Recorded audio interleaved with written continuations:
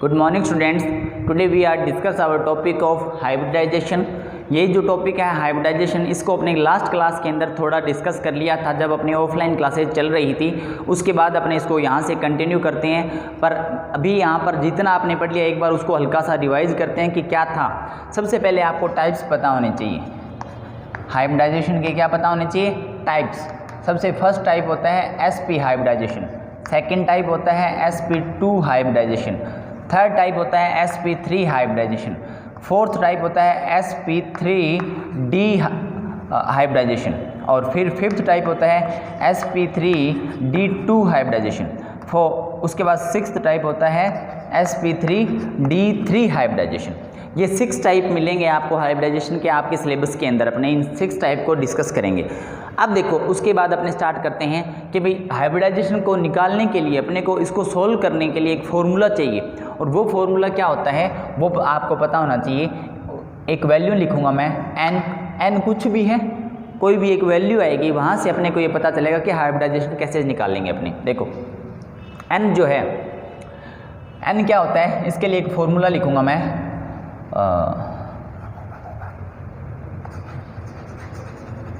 Valence shell electron in central atom,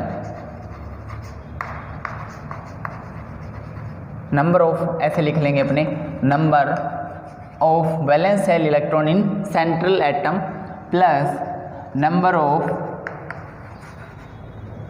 H, F, Cl, Br and I atoms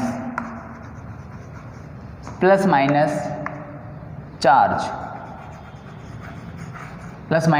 charge upon 2। ये एक formula है।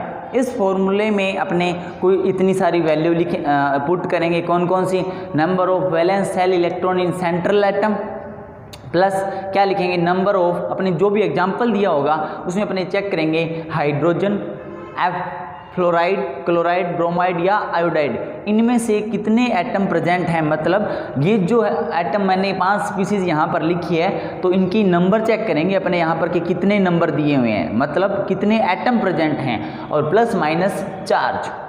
Charge क्या होता है कि कोई भी जो आपको मॉलिक्यूल्स दिया होगा उसके ऊपर -1, -2, +1, +2 जो भी लिखा हुआ मिलेगा वो चार्ज होता है। अपने सब डिस्कस करेंगे, जितने भी एग्जाम्पल देखेंगे अपने। यहाँ पर आपको ये पता करना है सबसे पहले कि number of valence shell electron in central atom वो क्या होते हैं। तो देखो, आपको पीरियोडिक टेबल पता होगी। पीरियोडिक टेबल में सबसे जो फर्स्ट जो ग्रुप है, जैसे कौन कौन सा मैं बना लेता हूँ एक बार। आपको अब तक पीरियोडिक टेबल याद हो गई होगी उम्मीद है, और नहीं हुई तो आप याद करो अच्छे से। ये है आपका फर्स्ट ग्रुप। उसके बाद सेकंड ग्रुप की बात करते हैं अपने, BE, MG, CA, SR, BA और RA। उसके बाद देखो, उसके बाद अपने बीच में डी ब्लॉक एलिमेंट्स को एक बार नहीं कैलकुलेट करेंगे, उसके लिए बाद में दोबारा से देखेंगे। और उसके बाद मैं सीधा डायरेक्ट चलता हूँ, ये फर्स्ट, ये सेकंड ग्रुप, फिर चलता हूँ मैं 13 ग्रुप पर, 14, 15, 16, 17 एंड 18। इतने ग्रुप मेरे को चाहिए। ये सब आपको याद है अच्छे से, B, C, N, O, F, N, E, है ना। तो इसमें आपको एलिमेंट्स पता होने चाहिए। फिर अपने यहाँ से पता करेंगे कि number of valence cell electrons कैसे कैलकुलेट करते हैं। देखो, इसके लिए आपको पीरियोडिक टेबल तो याद होनी चाहिए, GAINTL। अभी जब तक आपकी ऑफलाइन क्लासेस नहीं लगती तब तक आप पीरियोडिक टेबल को अच्छे से याद तो कर लीजिए, क्योंकि पीरियोडिक टेबल ये अपना बेस है। जब भी अपने केमिस्ट्री पढ़ेंगे कम से कम पीरियोडिक टेबल के एलिमेंट्स के नेम तो अपने को पता होने ही चाहिए। देखो, उसके बाद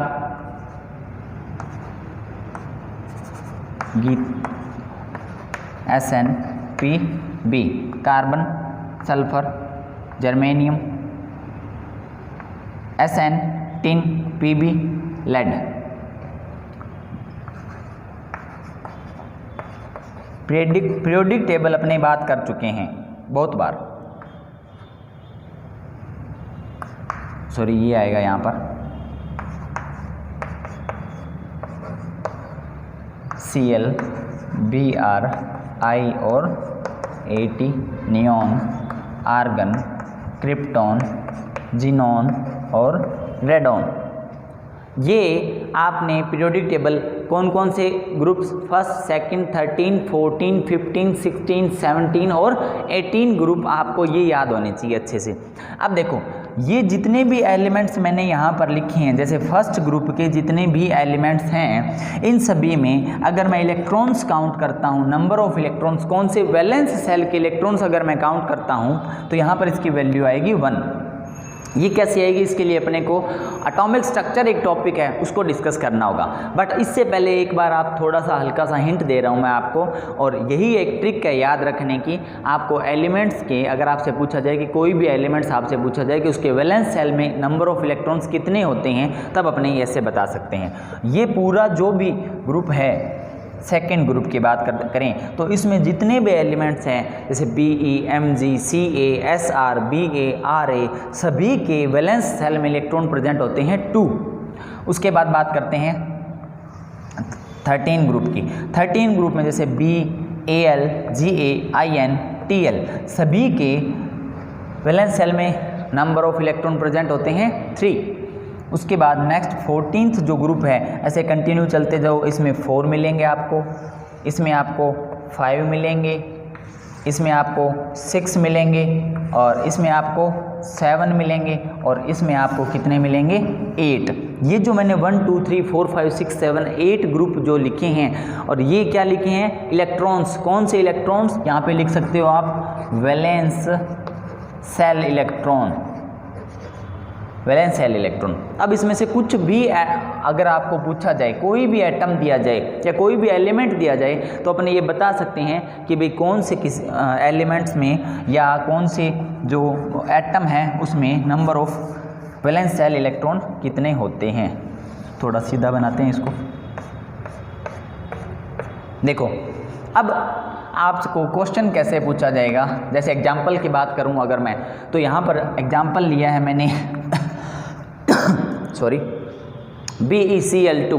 आपको अंडरलाइन किया हुआ मिलेगा कि हाइब्रिडाइजेशन कैलकुलेट करो। किसका कैलकुलेट करो, जो अंडरलाइन किया होगा ना उसका हाइब्रिडाइजेशन कैलकुलेट करना होगा आपको। और वो कैलकुलेट कैसे करेंगे, इस फॉर्मूले से करेंगे आपको। तो यहाँ पर किसका कैलकुलेट करना है, BeCl2 का। कुछ एग्जाम्पल लिख लेते हैं अपने, PCl5 का, और अंडरलाइन किया हुआ मिलेगा आपको CH4 में C का, H2O में O का, और NH3 में N का। आपको क्या करना है, हाइब्रिडाइजेशन कैलकुलेट करना है। तो आप क्या करोगे, कुछ एग्जाम्पल मैं आपको यहाँ पे सोल्व कराता हूँ, और कुछ एग्जाम्पल मैं आपको दूंगा जो जिसके आप प्रैक्टिस करना अपने आप। देखो सबसे पहले बात करते हैं BeCl2 में Be का अगर आपको हाइब्रिडाइजेशन कैलकुलेट करना हुआ तो आप कैसे करोगे, इस फॉर्मूले से करेंगे। अच्छा इसमें एक बात और रह गई, यहाँ पर n की वैल्यू आएगी कुछ ना कुछ। n की वैल्यू इस फॉर्मूले में अपने जो भी वैल्यू रखेंगे कुछ वैल्यू तो आएगी। वो वैल्यू की अगर आपको 2 मिलती है, 2 होगी, तो हाइब्रिडाइजेशन टाइप होगा sp। अगर इसकी वैल्यू n की वैल्यू क्या मिले मेरे को 3 मिलती है, तो इसकी हाइब्रिडाइजेशन होगा sp3। n की वैल्यू 4, 5, इसके लिए 6 और इसके लिए 7। तो ये वैल्यू मिलेंगे आपको। ये जो भी वैल्यू हैं ये कैसे आएंगी, ये इस फॉर्मूले से आएंगी। इस फॉर्मूले में अपने कैसे कैसे वैल्यू पुट करेंगे, अभी सीखते हैं अपने कि कैसे वैल्यू पुट करेंगे इस फॉर्मूले में। चेक करो, देखो BeCl2 है, यहाँ पर Be, ये जो इतने सारे एलिमेंट्स लिखे हुए हैं इसमें आप देखो कि सबसे पहले आपको पता होना चाहिए कि Be कहाँ पर है, ये रहा। अगर ये Be है तो इसी के यही सेंट्रल एटम है जिसका कैलकुलेशन करना है अपने को, जिसका हाइब्रिडाइजेशन कैलकुलेट करना है, उसी वही क्या होता है, सेंट्रल एटम होता है। देखो यहाँ पर ये Be है, Be का अगर मेरे को कैलकुलेट करना हुआ तो मैं कैसे करूँगा, यहाँ पर number of valence cell of central atom, electron कितने प्रेजेंट हैं 2, तो n की वैल्यू मैं यहाँ पर क्या लिख लूँगा 2 प्लस। अब ये चेक करो कि H, F, Cl, Br और I इनमें से कोई एटम प्रेजेंट है क्या यहाँ पर इसी फॉर्मूले में या इस कंपाउंड में, ये रे क्या है Cl, और कितने Cl हैं यहाँ पर, नंबर कितने हैं उसकी 2, कितने एटम प्रेजेंट हैं 2। अब इस पे आप देखो आगे प्लस माइनस मैंने लिखा है चार्ज प्रेजेंट है क्या, नहीं है तो अपने कैसे देखेंगे कि भाई, अब देखो यहाँ पर चार्ज कैसे मिलेगा, अगर आपको जो फॉर्मूला लिखा हुआ मिलेगा उसके ऊपर +1 -1 +2 -2 या ऐसे कुछ वैल्यूज़ मिलती हैं, वो चार्ज होता है। अब देखो यहाँ पर कैलकुलेशन जो मेरी आई, आंसर आया, मेरे को मिला आंसर 2। आंसर जब 2 मिलेगा मेरे को तो देखो किसकी वैल्यू आएगी, n की वैल्यू, n का आंसर कितना मिला 2 मिला। तो आप चेक करो कि जब n की वैल्यू 2 आती है तो हाइब्रिडाइजेशन कौन सा होता है, ये देखो sp। तो मेरे को क्या आंसर मिला कि sp, मतलब यहाँ पर BeCl2 में जो Be है ना उसका हाइब्रिडाइजेशन होता है sp। क्लियर। और दूसरा एग्जांपल देखने, 2-4 एग्जांपल करेंगे, प्रैक्टिस में आ जाएंगे, फिर आपको कुछ एग्जांपल मैं दूंगा जो आप खुद प्रैक्टिस करना घर पर। देखो उसके बाद देखते हैं PC, ये किसका आंसर आ गया, ये आंसर ये इसके लिए है। उसके बाद नेक्स्ट बात करते हैं अपने n की वैल्यू कैलकुलेट करते हैं, किसके लिए, PCl5 के लिए। PCl5 में आप चेक करो कि P कहाँ पर प्रेजेंट है, ये रहा P, ठीक है। और इसमें आप ये चेक करो कि अगर ये ग्रुप है 15th ग्रुप और इसमें नंबर ऑफ क्या वैलेंस सेल इलेक्ट्रॉन कितने प्रेजेंट हैं, 5, ये मैंने लिख लिए 5। प्लस में मैं क्या लिखूंगा कि H, F, Cl, Br और I इनमें से कुछ प्रेजेंट है क्या, तो देखो प्रेजेंट है, क्या है यहाँ पर Cl, और उसकी वैल्यू कितनी है 5, अपॉन में मैं क्या लिखूंगा 2। आंसर मिला मेरे को 5। जब आंसर 5 आता है, किसका, n का आंसर मेरे को 5 मिलता है, तो मैं यहाँ पर चेक करता हूँ कि भाई कौन सा हाइब्रिडाइजेशन प्रेजेंट है। यहाँ पर देखो ये रहा sp3d, तो इसके लिए मैं क्या लिख सकता हूँ, sp3d हाइब्रिडाइजेशन प्रेजेंट है। क्लियर। और एग्जांपल देखते हैं अपने, ये 4-5 एग्जांपल करते हैं, फिर अपने सारे इसके जो मेथड्स हैं वो पता चल जाएंगे कि कैसे कैसे होंगे, कैसे वैल्यू पुट करते हैं, फिर कुछ एग्जांपल्स आप खुद करोगे अपने आप। नेक्स्ट देखते हैं अपने CH4 का, n की वैल्यू निकालनी है। CH4 के लिए निकाल लूँ तो C चेक करो कहाँ पर है, ये रहा। जब C ये है तो यहाँ पर इसके number of valence shell electron कितने प्रेजेंट हैं, 4। प्लस क्या लिखना होता है, H, F, Cl, Br और I में से कुछ प्रेजेंट है क्या, देखो चेक करो, CH4 ये H है और ये कितने हैं 4, अपॉन में 2 इज इक्वल टू कितना आंसर मिला मेरे को 4। जब आंसर 4 मिलता है तब देखो यहाँ पर जो हाइब्रिडाइजेशन होता है वो कौन सा होता है, sp3। कौन सा हाइब्रिडाइजेशन मिला मेरे को, sp3। एक एग्जांपल और करते हैं अपने H2O का, कैलकुलेट करते हैं कि H2O में जो ऑक्सीजन एटम है उसका हाइब्रिडाइजेशन कौन सा होता है। देखो N, ऑक्सीजन चेक करो यहाँ पर, ये रहा ऑक्सीजन, ये है तो इसके number of valence shell electron कितने प्रेजेंट हैं, 6। कितने प्रेजेंट हैं, 6 प्रेजेंट हैं। तो देखो इसको थोड़ा सा क्लियर करते हैं,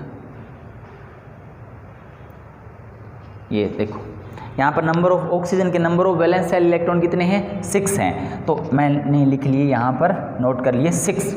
उसके बाद H2O का कैलकुलेट करें तो ये जो भी कंपाउंड है इसमें आप ये देखो कि इनमें से कोई एटम प्रेजेंट है क्या, है, कौन सा, H, और H की वैल्यू कितनी है यहाँ पर 2, अपॉन में 2, इसकी भी वैल्यू आ गई 4 वैल्यू आती है, तो अपना हाइब्रिडाइजेशन कौन सा मिलेगा आपको, sp3।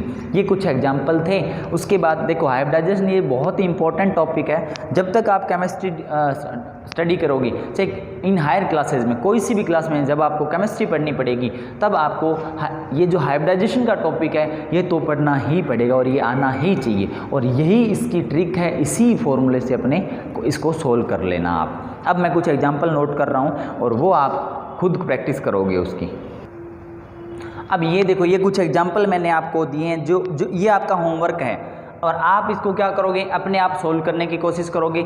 और कैसे करना है वो मैंने आपको कुछ एग्जांपल बता दिए। ये है क्या क्या देख लेते हैं। पहला एग्जांपल है PCl3, सेकंड नंबर एग्जांपल है SF6, फिर है IF7, XEF6, XEF4, XEF2, IF5, ClF3, SF4, PCl3, CCl4, SO3, SO2, NH3, और BF3, ये आपको 15 एग्जाम्पल मिलेंगे और ये आप क्या करोगे, अपने आप इनको सोल्व करने की कोशिश करोगे। और अगर आप सोल्व होते हैं आपसे बहुत अच्छी बात है, नहीं होते तो फिर मैं नेक्स्ट लेक्चर में आपको इनको सोल्व करवा दूंगा। अभी नेक्स्ट लेक्चर में अपने क्या पढ़ेंगे, देखो यहाँ पर अपनों आज जितने एग्जाम्पल डिस्कस किए हैं उसमें ऐसा कोई भी एग्जाम्पल अपनों अभी तक नहीं लिया जिसमें कोई चार्ज प्रेजेंट हो। तो जो चार्ज प्रेजेंट होगा उसके लिए अपने क्या करेंगे, इसके लिए थोड़ा सा अलग रूल पढ़ना होगा, यही फॉर्मूला रहेगा, पर चार्ज को थोड़ा सा अलग तरीके से डिस्कस करेंगे, वो अपने करते हैं नेक्स्ट लेक्चर के अंदर। Thank you.